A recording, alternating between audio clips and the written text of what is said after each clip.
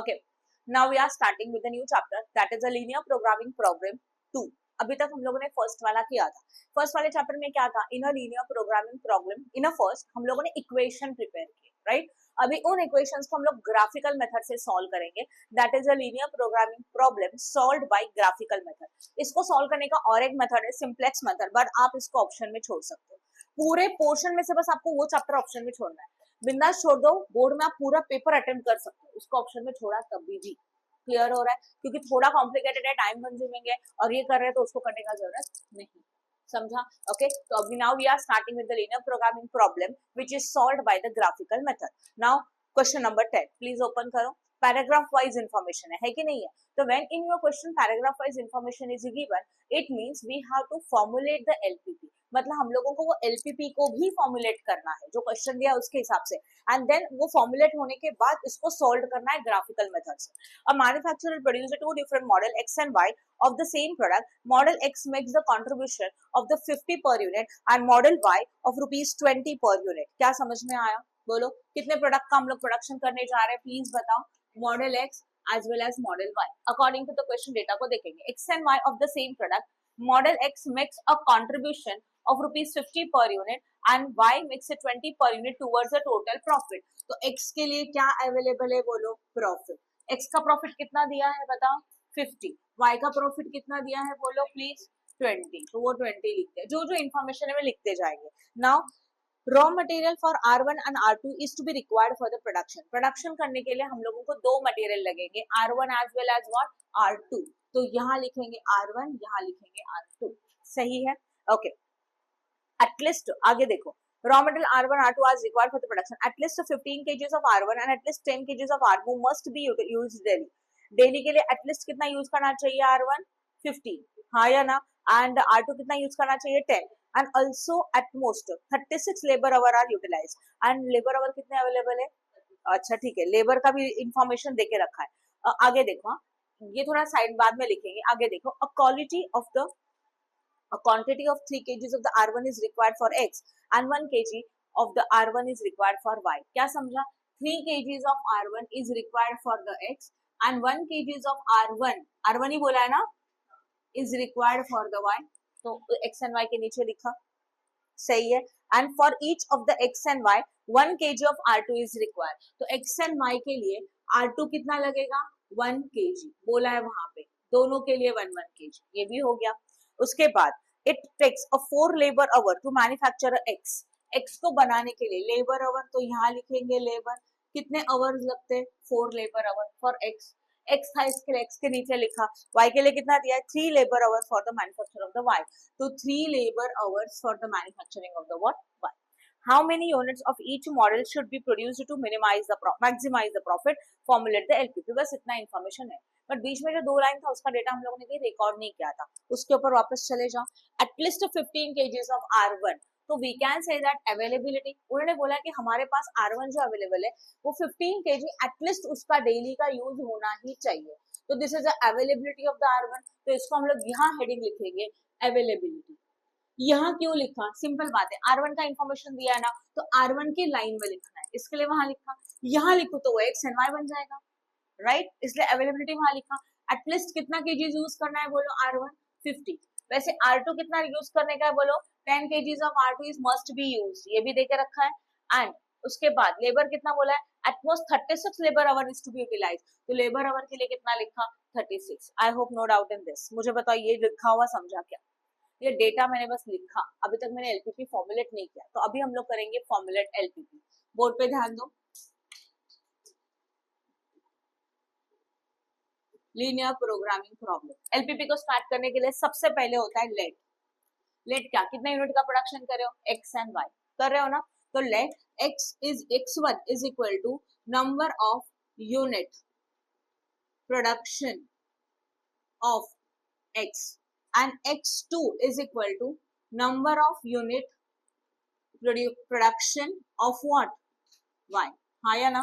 LPP formulate करने को याद आ रहा है? हम लोगों ने कब किया था? वो फर्स्ट LPP 1 में सीखा था, राइट है ना? तो अकॉर्डिंग टू दैट ये लिखा. अभी हम लोगों को लिखना है हमारा objective function. What is our objective function?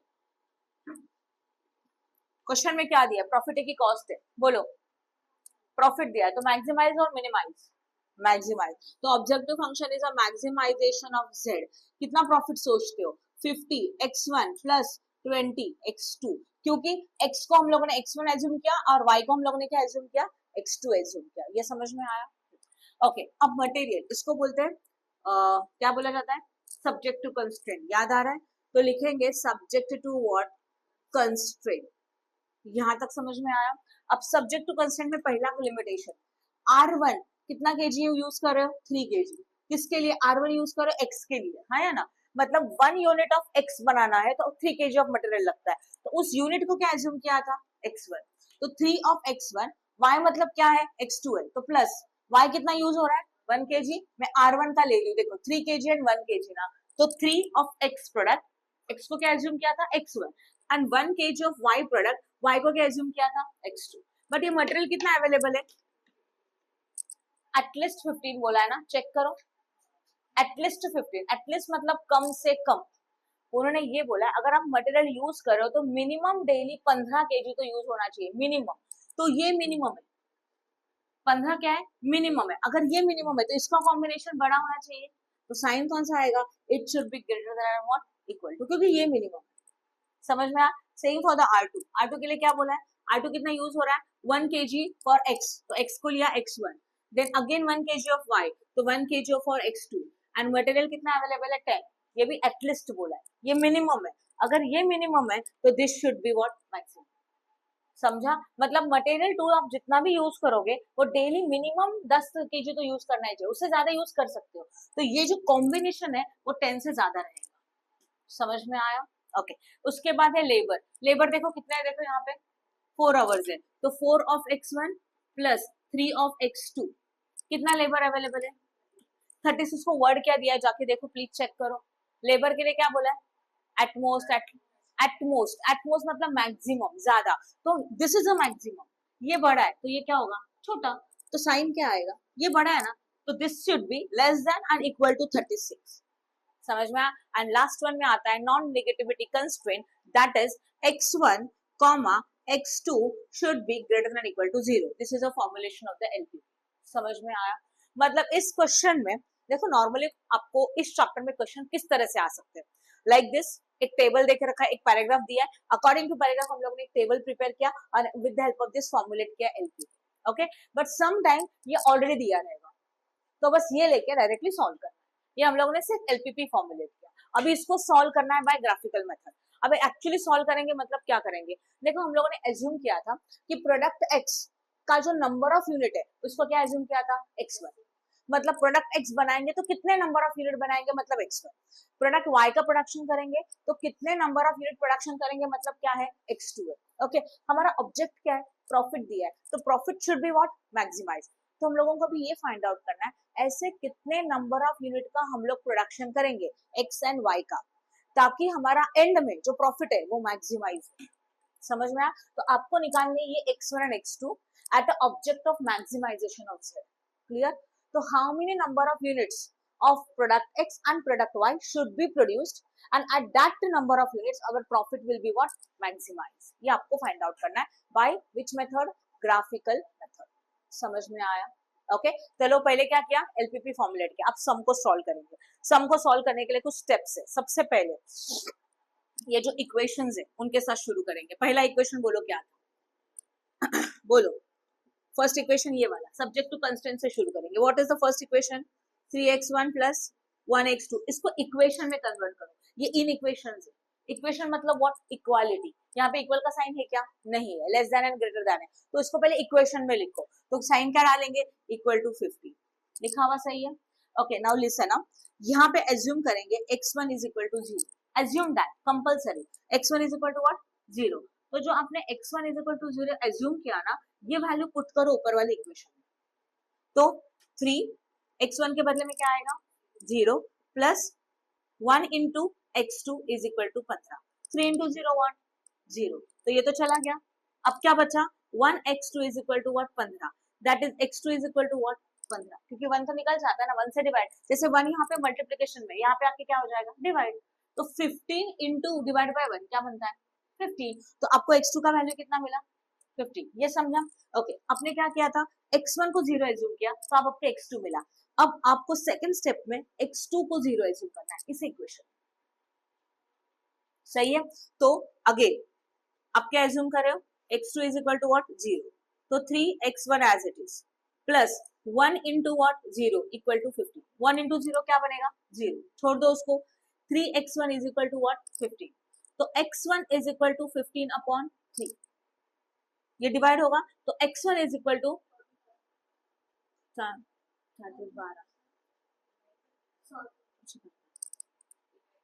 हाँ समझा, 3 5 15, तो आपको किसका वैल्यू मिला बोलो, x1 का। अब आपने ऑब्जर्व किया जब आपने x2 0 x1 0 लिया तो x2 का वैल्यू मिला, x2 0 लिया तो x1 का वैल्यू मिला, तो वी हैव गॉट 2 पॉइंट्स ना, तो उसका एक टेबल बनाएंगे छोटा सा, x1 x2, 2 पॉइंट मिले इसलिए a एंड b। x1 क्या एज्यूम किया था बोलो 0, जब x1 0 लिया तो x2 कितना मिला था, हाँ पॉइंट b में आपने x2 को क्या एज्यूम किया, तब x1 कितना मिला, this is a very important.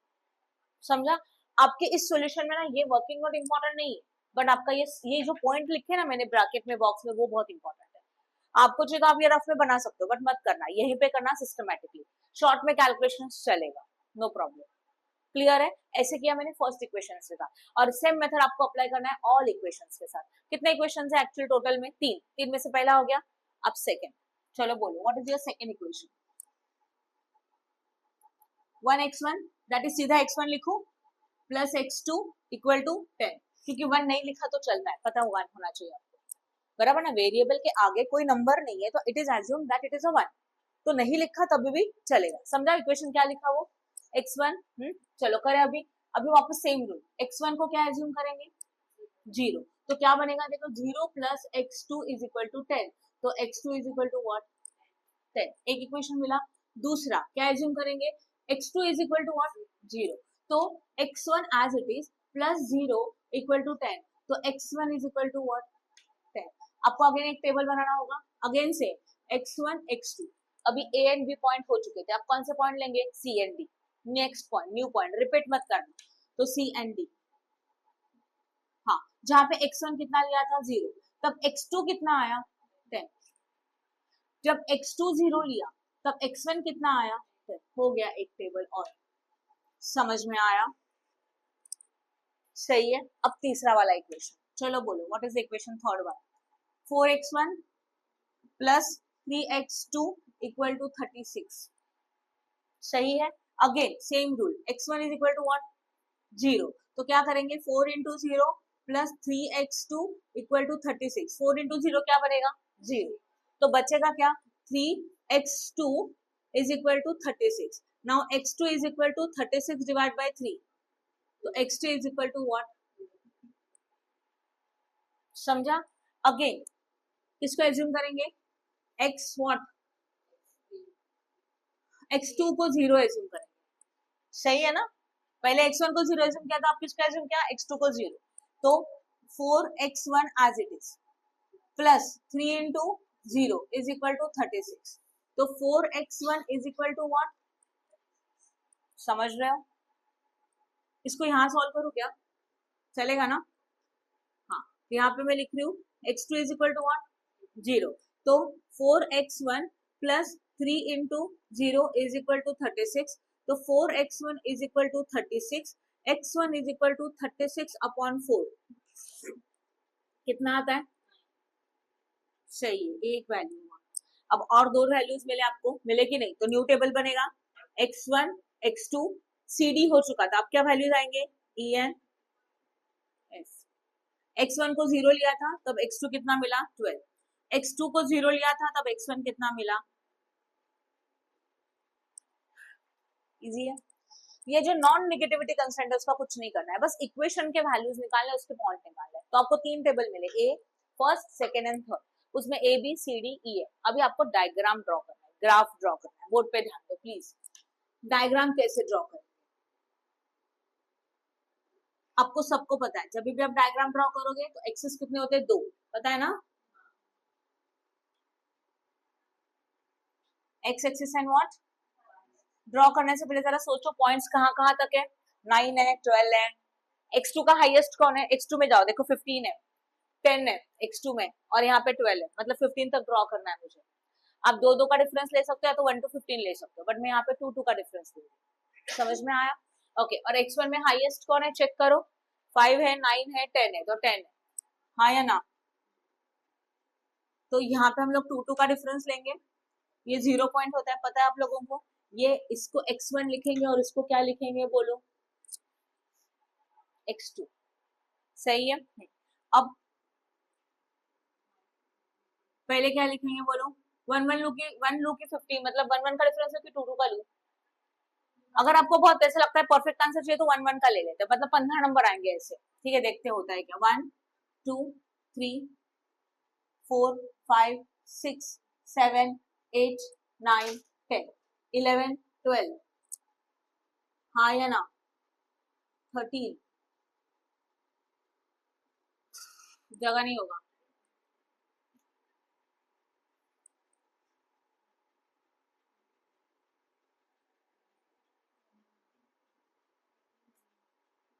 देखो अभी 1 2 3 4 5 6 7 8 9 10 11 12 13 14 एंड 15। आपको चाहिए तो आप इसको 1 1 का डिफरेंस ले सकते हो, बट अभी यहाँ पे 1 1 लिया है तो यहाँ पे भी क्या करना होगा, 1, अदरवाइज 2 4 6 8 10 ऐसे भी ले सकते हो।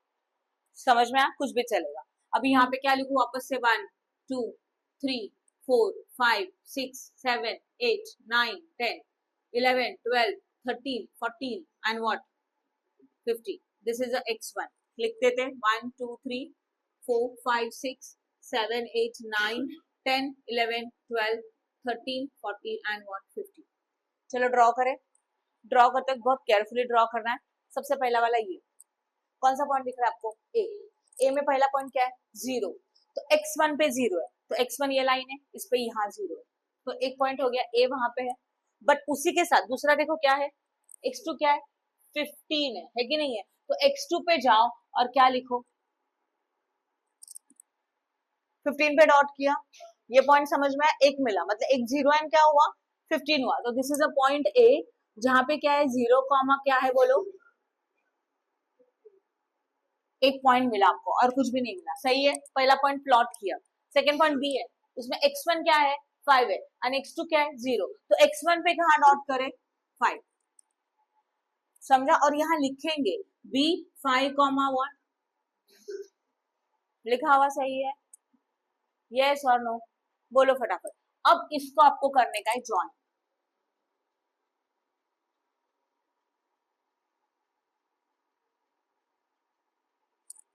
आपके पास स्केल रहेगा, आप बहुत परफेक्टली मैच कर सकते हो। किया ज्वाइन, देखा आपने, जब आपने ज्वाइन किया उसी वक्त आपको उसको इसका इक्वेशन लिखना है। ये कौन से इक्वेशन से बना, ये वाला इक्वेशन, सही है। चलो बोलो इक्वेशन क्या है इसका, 3x1 प्लस 1x2, और साइन डालना है, less than equal to what, ये साइन बहुत इंपॉर्टेंट है। पहला स्टेप समझा आपको।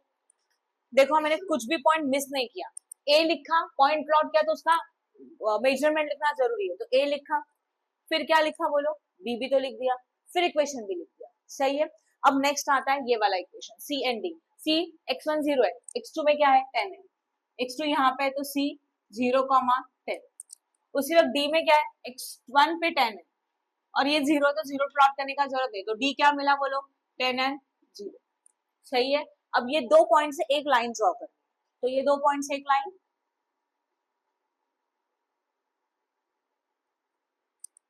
सही है।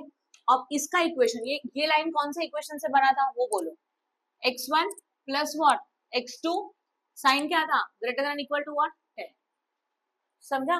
अब थर्ड वाला कौन सा है बोलो, ENF, क्या है 0, 0 को रखो, x2 पे 12, x2 पे 12 यहाँ, क्या नंबर है इसका, ABCD हुआ ना। अब E क्या वैल्यू है इसका बोलो, एंड 10, नहीं 12, सही है। और दूसरा E 9 एंड 0, 9 यहाँ पे है, तो DE हो गया F व्हाट, 9 एंड 0। अब इन दोनों को कनेक्ट करना है, कैसे करेंगे देखो, हाँ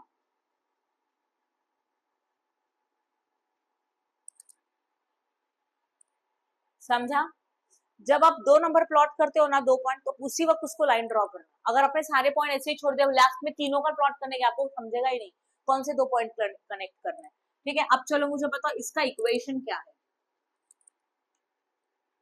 बोलो। यहाँ लिख रही हूँ, क्या है इसका equation? 4x1 plus 3x2 is what? 36। ये समझा? डायग्राम समझ में आया? अब हम लोगों को फाइंड आउट करना है फीजिबल रीजन। क्या फाइंड आउट करना है? Feasible region is a common region for all 3 areas. उससे पहले ना ये ध्यान समझ लो, ये आपका समझो डायग्राम है और समझो हमारा ये एक लाइन है।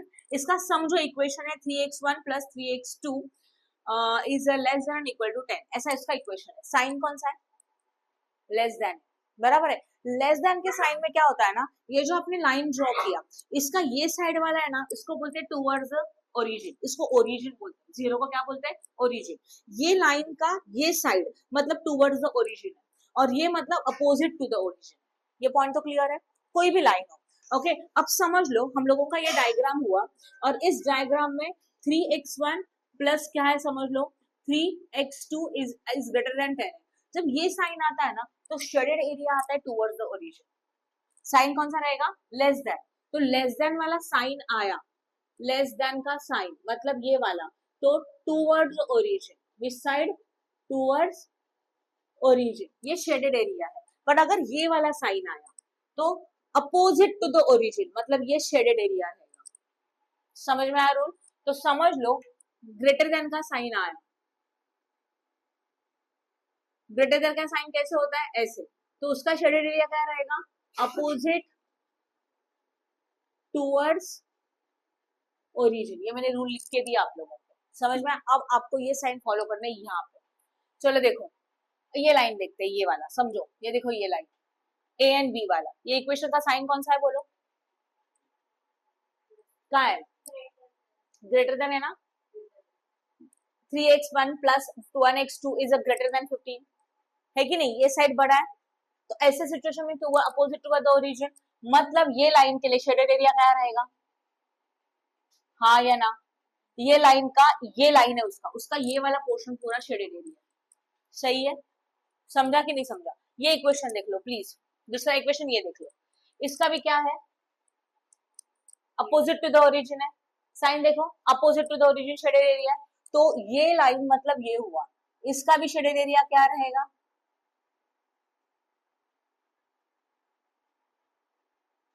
Opposite to the origin. अब बचा ये लाइन, इसका शेडेड एरिया क्या रहेगा? देखो जरा, टुवर्ड्स द ओरिजिन, मतलब इसका शेडेड एरिया ये आएगा। मतलब देखो ये लाइन है आपका, जैसे कि मैं इसको यहाँ थोड़ा बड़ा इस पे ड्रॉ करूँ तो आपको समझेगा। पहला लाइन ए बी वाला समझो ये था, ये ए है ये बी है।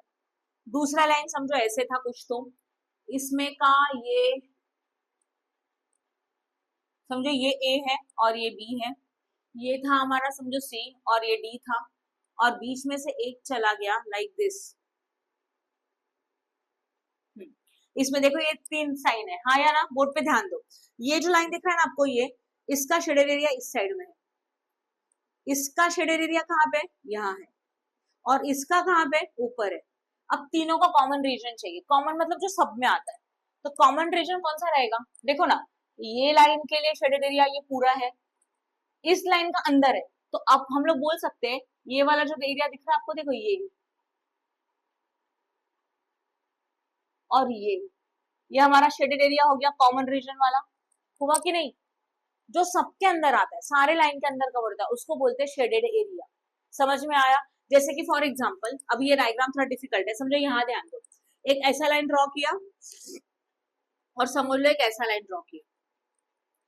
समझो एग्जाम्पल बता रही हूँ मैं आप लोगों को। ऐसा 2 लाइन आया, ये एक लाइन है, ये एक लाइन है। इन दोनों का साइन ना इस तरह से, तो अगर इस तरह से रहेगा तो क्या रहेगा? Towards origin.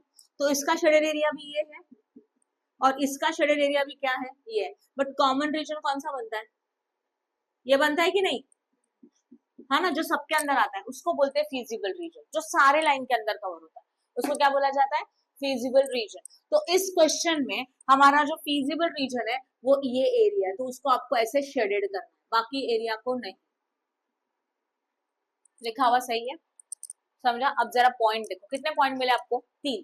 जहां जहां पे इंटरसेक्ट हो रहा है उसके 3 पॉइंट मिले, ये एक और कौन सा बोलो, ये एक, सही है। अब इनको नाम देंगे A B C D E F तो हो चुका है, एफ के बाद क्या आता है, जी एच आई, ये 3 पॉइंट मिले। अब हम लोगों को इन 3 पॉइंट का वैल्यू चाहिए x1 एंड x2, सही है।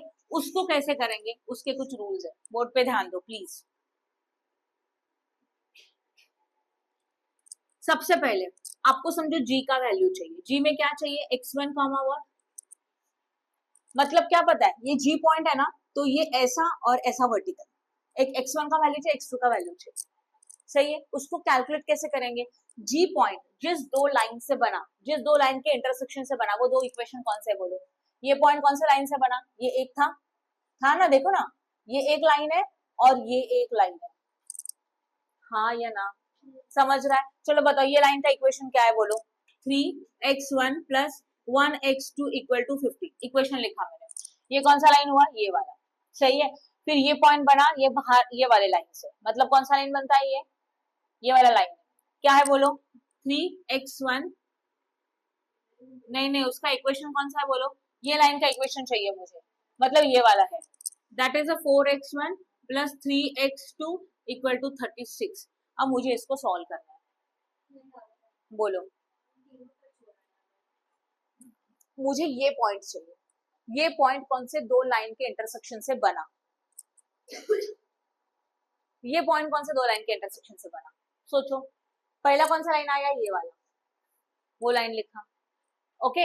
अब ये पॉइंट के लिए और कौन सा लाइन आ रहा है, देखो ये वाला, जो कि इक्वेशन कौन सा है, सही है, समझा। पहले दो चार सम कॉम्प्लिकेटेड लगेंगे, बाद में इजी लगेगा, ओके। अब दो इक्वेशन मैंने लिखे, अब मुझे इसको सॉल्व करना है, सॉल्व करना मतलब x1 x2 का वैल्यू चाहिए, तो पहला रूल, इन दोनों में से x1 या तो x2 सेम होना चाहिए, है क्या x1 सेम, 4 एंड 3 है क्या सेम, नहीं है। x2 में क्या है, 3 एंड 1 है, सेम है क्या, नहीं, बनाना पड़ेगा सेम। कैसे बनाओगे, उसके लिए हम लोग सोचते हैं चलो x2 को सेम बनाते हैं, किसको सेम बनाते हैं, x2, x1 को सेम कर सकते हो या तो x2 को कर सकते हो, किसी को भी कर सकते हो, बट मैंने x2 ले लिया, तो x2 को सेम बनाने के लिए समझो ये हमारा इक्वेशन 1 है और ये कौन सा है बोलो, इक्वेशन 2 है। तो पहला स्टेप, अगर मैं इक्वेशन 1 को, इक्वेशन 1 मल्टीप्लाइड बाय 3, मतलब यहाँ 3 है ना, तो 3 को ऊपर से मल्टीप्लाई करोगे तो 3 1 क्या बन जाएगा, 3, समझ में आया। तो उसको एक दूसरे के नंबर के साथ मल्टीप्लाई करते हैं, तो पहले इक्वेशन को मैंने 3 से मल्टीप्लाई किया क्योंकि मुझे ये वर्ड, ये लेटर सेम बनाना है, मतलब ये नंबर सेम बनाना है, नीचे 3 था तो 3 से मैंने ऊपर वाले मल्टीप्लाई नंबर को, इक्वेशन को मल्टीप्लाई किया। चलो बोलो 3 what, x1 plus 1x2 is equal to 50, जो मैंने लिखा है समझा क्या लिखा है, ब्रैकेट पूरा इक्वेशन लिखा, मल्टीप्लाई बाय 3, 3 3 जा 3 1 जा, बोलो 15 3 जा, मतलब जब 300 मल्टीप्लाई करेंगे तो फुल इक्वेशन को मल्टीप्लाई करेंगे, हो गया, ओके। इसको बोलेंगे इक्वेशन नंबर 3, आपने इसको एक नया नाम दे दिया। अब second step, equation 2 multiplied by what, 1 1, आपको इन दोनों को सेम करना है, तो यहाँ पे 3 था मैंने ऊपर वाले से मल्टीप्लाई किया, यहाँ पे मैंने उसको मैंने नीचे वाले से मल्टीप्लाई किया, समझा। आपको जो नंबर सेम करना है उसको एक दूसरे के साथ मल्टीप्लाई करोगे, राइट है, ओके। तो अभी चलो देखते हैं इक्वेशन 2 को किससे मल्टीप्लाई कर रहे हो बोलो, 1 से, तो 1 4x1 plus 3x2 is equal to what, 36, समझ में आ, चलो करे, 4 1 जा 4x1, 3 1 जा 3x2 इज इक्वल टू 36 1 जा 36, ये कौन सा इक्वेशन बना, 4, दो इक्वेशन मिले जहां पे x2 सेम हो गया, चेक करो। अभी उन दोनों इक्वेशन का करेंगे सब्ट्रैक्शन, देखो यहां लिखेंगे subtraction of equation 1 and equation what 2, sorry 1 and 2 नहीं, कौन कौन सा इक्वेशन था, 3 एंड 4। चलो थर्ड वाला इक्वेशन बोलो, 9x1 plus 3x2 is equal to what, 45, 4x1 plus 3x2 is equal to what, 36। Subtraction करना है इसलिए माइनस माइनस माइनस, अब सोचो 9 माइनस 4 व्हाट, 5x1, यहाँ पे क्या हो जाएगा, माइनस कर रहे हो ना, 3x1 minus 3x2 minus 3x2 क्या बनेगा, पूरा कैंसिल, एंड यहाँ पे क्या होगा, 45 माइनस 36 करो कितना आता है, 9। तो आंसर देखो कैसे बना, x1 इज इक्वल टू 9/5, 9/5 तो पॉइंट में आने वाला है, आने वाला है ना, करो कितना आता है बताओ। तो x1 is equal to what, 9 divided by 5 how much, 1.8। तो आपको किसका वैल्यू मिला बोलो, x1 का, बट अभी तक तो x1 का मिला है। g पॉइंट में किसका किसका वैल्यू चाहिए, x1 एंड x2। तो जो x1 का वैल्यू मिला, इनमें से किसी भी एक इक्वेशन में डालो x2 मिल जाएगा, किसी भी एक इक्वेशन में डालो, 1 2 3 4 आपको जिसमें चाहिए उसमें, ठीक है। तो मैं यहाँ लिख रही हूँ x1 is equal to 1.8 put into equation 1, मैं पहले में डाल रही हूँ। तो क्या था 3, x1 कितना था बोलो 1.8 है ना, x1 plus 1x2 is equal to 15, इनका मल्टीप्लीकेशन करो, 3 इंटू 1.8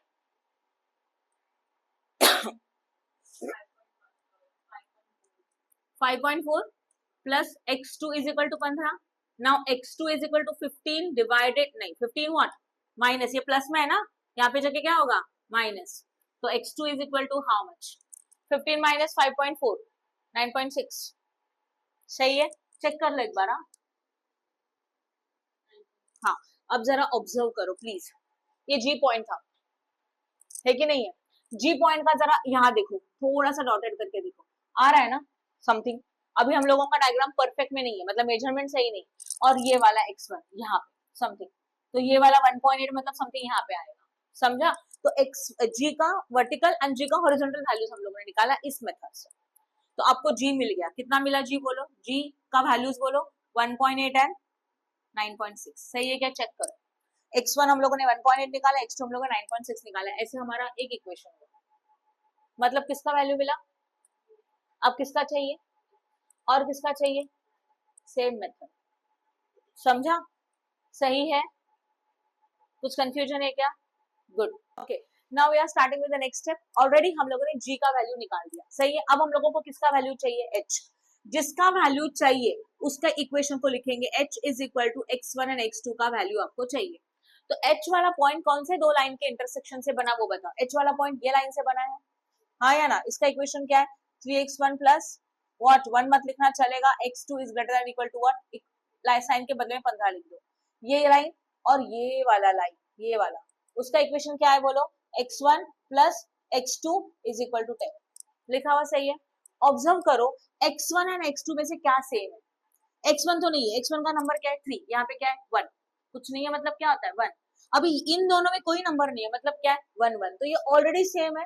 तो इसमें ना ये मल्टीप्लीकेशन वाला स्टेप इग्नोर हो जाएगा, बिकॉज यहाँ पे x2 सेम है, x2 के यहाँ पे भी नंबर 1 है और यहाँ पे भी नंबर 1 है, इसका मतलब दोनों सेम आया।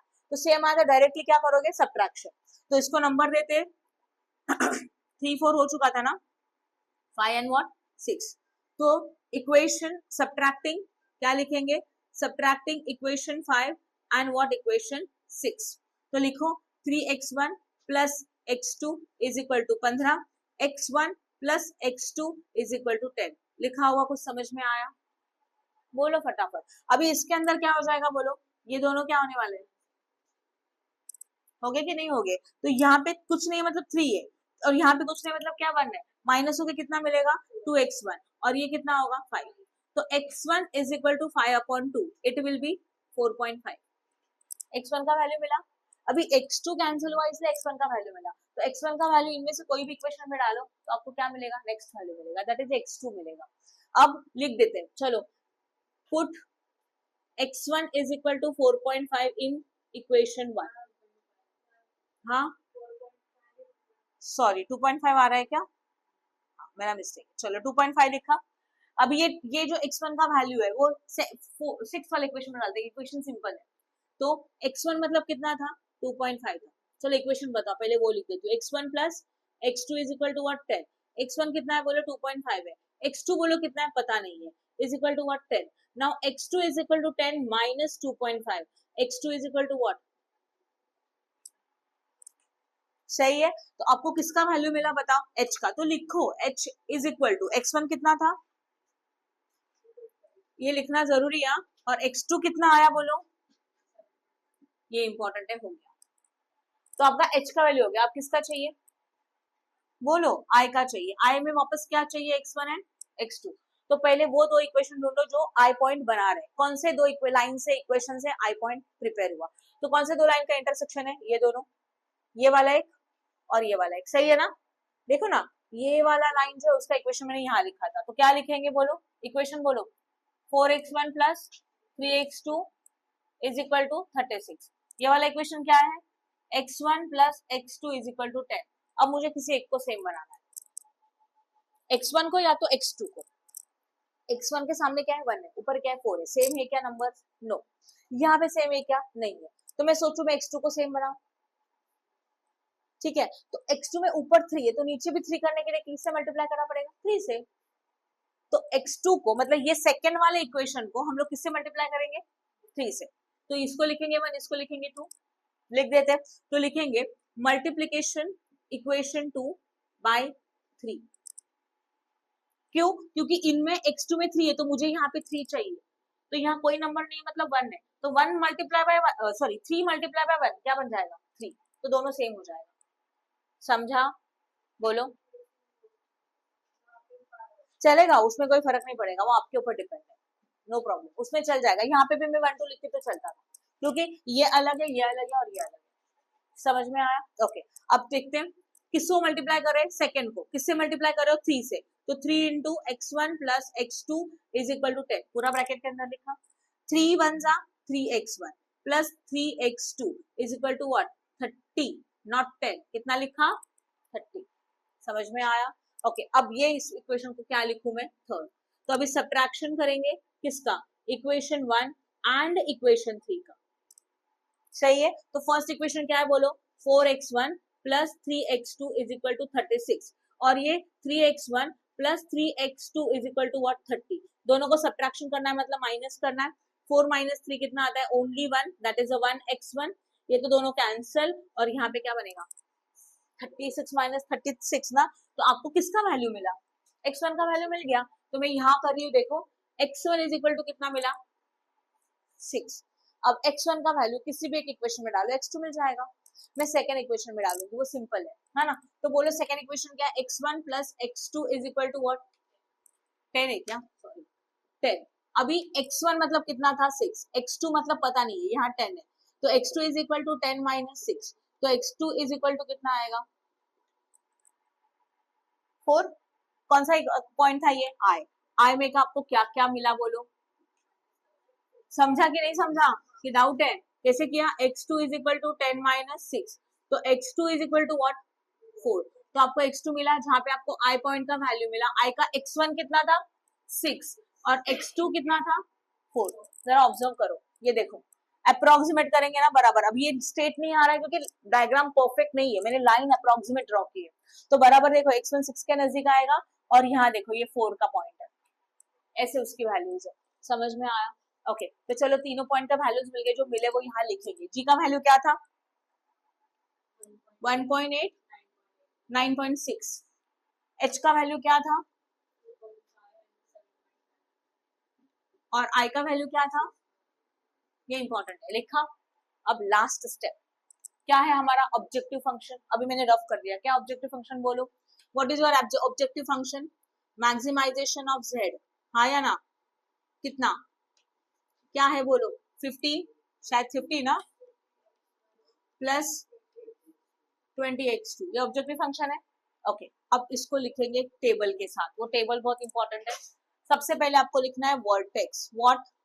वर्टेक्स। उसके बाद आपको लिखना है कोऑर्डिनेट्स, एंड फिर हम लोगों को लिखना है वैल्यू, मैक्सिमाइजेशन ऑफ जेड का।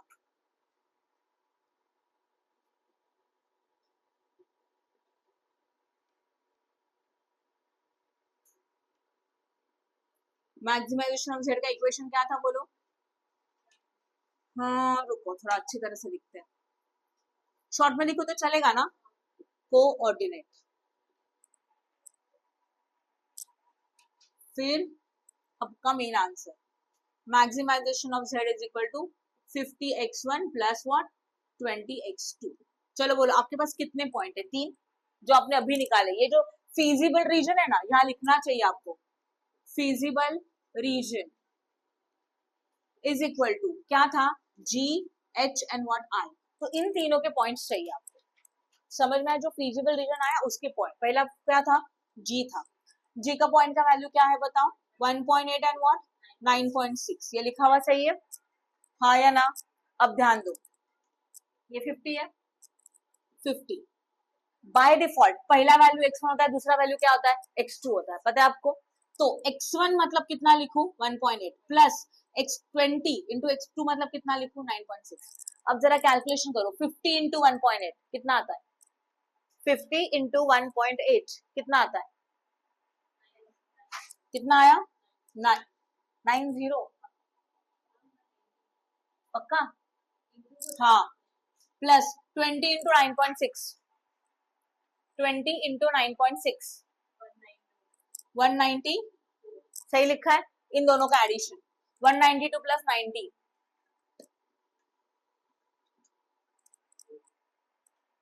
सही है, ये हो गया पहला वैल्यू। अब ऐसे ही निकालने का, जी के बाद कौन सा पॉइंट है, एच, एच की वैल्यूज बोलो, यहाँ लिखिए कहीं ना, यस 2.5 एंड 7.5, वैल्यू पुट करेंगे, 50 इंटू 2.5 प्लस 20 इंटू 7.5, करो 50 इंटू 2.5 125 प्लस 20 इंटू 7.5 150, दोनों का एडिशन 275 हो गया दूसरा वैल्यू। आपको चाहिए तो बहुत अच्छी तरह से एक के नीचे एक लिखो, सही है। अब जी एच हुआ, अब क्या चाहिए, आई। चलो आई के बारे में सोचो, आई का वैल्यूज 6 एंड 4, ये थोड़े इजी थी।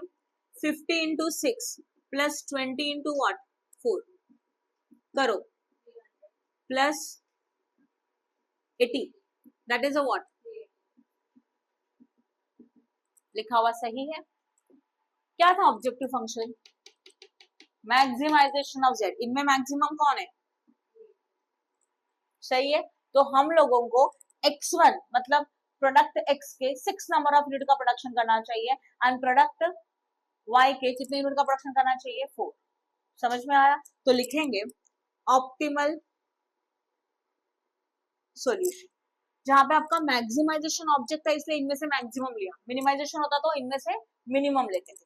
कौन से पॉइंट में, x1 कितना है तब 6, हाँ ना? तो लिखेंगे x1 and x2 is equal to, अगर आपको और डिटेल में लिखना है तो x1 is equal to number of unit of x, capital X is equal to कितना आया 6, x2 मतलब क्या था, number of unit of what y, that is a 4। समझा? तो optimal profit is equal to कितना है 380 एट व्हाट, कौन से पॉइंट में था ये, आई पॉइंट में था, at point that is 6 and 4, ये हो गया आपका solution.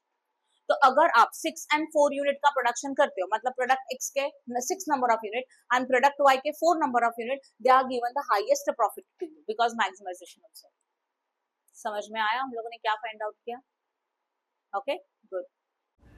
Please like and share our video and subscribe our channel for more videos. Press bell icon for notification. Thank you.